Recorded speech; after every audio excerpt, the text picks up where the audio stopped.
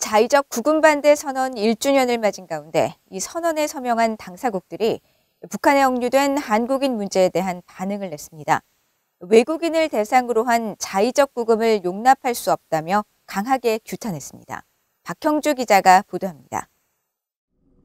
정당한 법적 절차 없이 국가나 조직에 의한 강제 구금이나 억류를 뜻하는 자의적 구금에 반대 선언을 한 당사국들은 북한에 9년째 억류돼 있는 김정욱 선교사 등 6명의 한국인들을 구출하기 위해 어떤 노력을 펼칠 것이냐는 VOA의 질문에 외국인을 대상으로 한 자의적 구금을 용납할 수 없으며 이를 규탄한다는 분명한 입장을 밝혔습니다.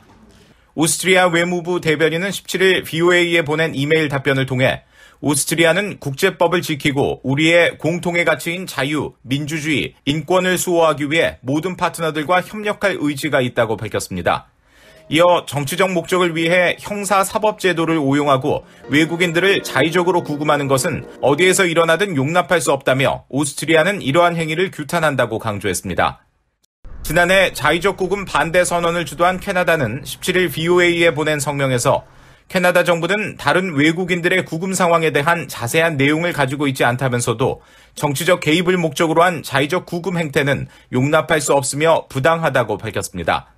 캐나다의 외교 업무를 담당하는 글로벌부는 이어 이런 관행을 규탄하고 억제하며 종식시키기 위해 캐나다는 국제 파트너들과 협력해 자의적 구금 반대 선언을 출범시켰다고 강조했습니다. 북한에 대사관을 두고 있는 불가리아의 외무부는 자의적 구금 반대 선언의 목표는 이런 용납할 수 없는 관행에 집단적으로 대응하고 외교적 이득을 목적으로 자의적으로 구금된 이들에게 그들이 혼자가 아니며 국제사회가 그들과 함께한다는 점을 알려주기 위한 것이라고 밝혔습니다.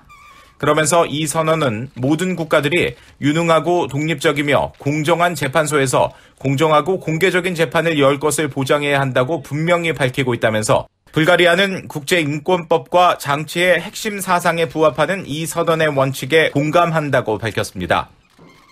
역시 북한의 대사관을 두고 있는 스웨덴은 자의적 구금을 규탄하면서 동시에 한반도 평화를 강조했습니다.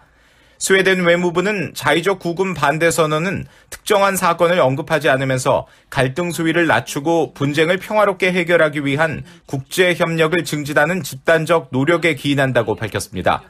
이어 스웨덴은 한반도 상황의 평화적 해결에 대한 오랜 공약을 갖고 있으며 대화와 신뢰 구축 절차를 계속 지지하고 있다고 말했습니다. 자의적 구금 반대 선언은 지난해 2월 캐나다가 주도하고 지금까지 미국, 영국, 프랑스, 독일, 일본, 호주 등 68개국이 서명했으며 한국은 참여하지 않았습니다. VOA 뉴스 박형주입니다.